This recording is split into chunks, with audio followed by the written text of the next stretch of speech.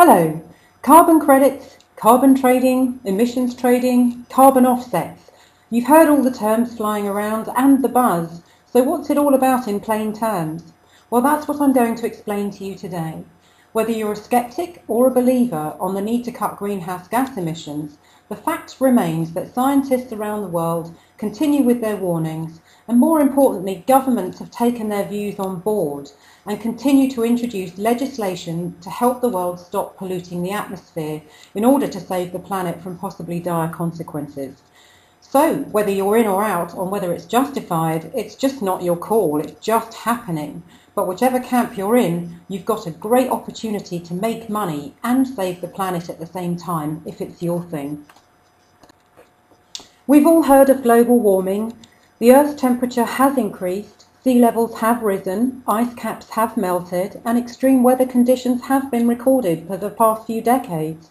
But again, whether you think it's because too many greenhouse gas emissions have been released into the atmosphere due to human activity, or whether you think it's part of the Earth's natural cycle, think Ice Age, measures are being introduced by governments around the world to slow and possibly reverse the process. Because saving and making money is more important to a lot of people than actually saving the planet, a global market-based approach has been introduced to reduce emissions.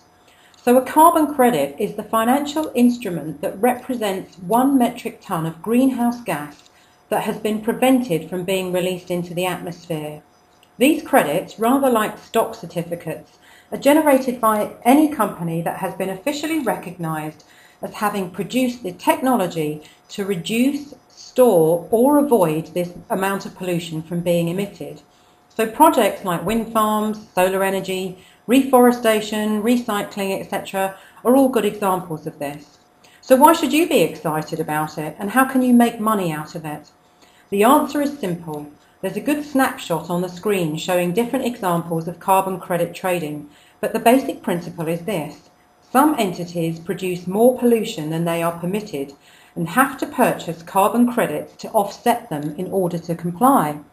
Others produce less and can trade the credits from the emissions that they have stopped producing to any entity that needs to purchase credits to comply. There are basically two markets, the compliance market, which was born out of the Kyoto Protocol, and the voluntary market, which operates outside the Kyoto regime. The voluntary market is the one you should get excited about in particular, and here are a few reasons why. In Europe, there's already an emissions trading scheme in place, the EU ETS, which started in 2005 in compliance with Kyoto, but a similar system is still a work in progress in America, which is one of the world's largest polluters.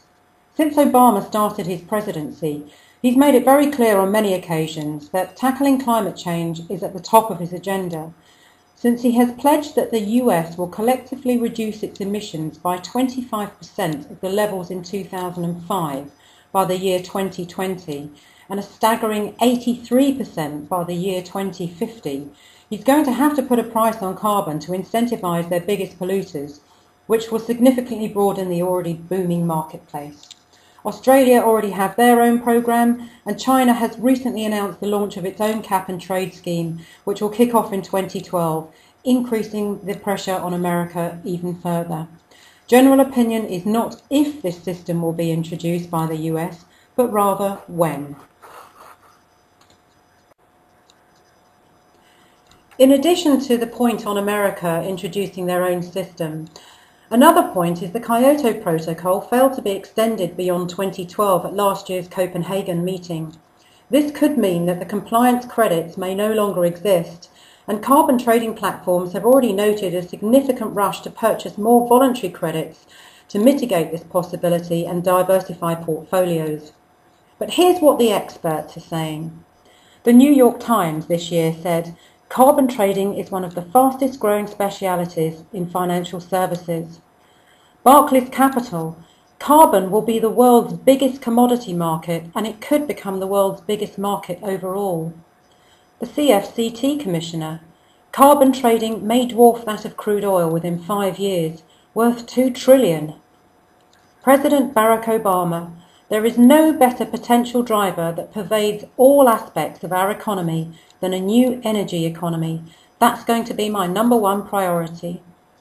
Fortune recently said, JP Morgan isn't alone. All the big global investment banks, including Barclays, Citigroup, Goldman Sachs and Merrill Lynch, are hurrying into carbon finance.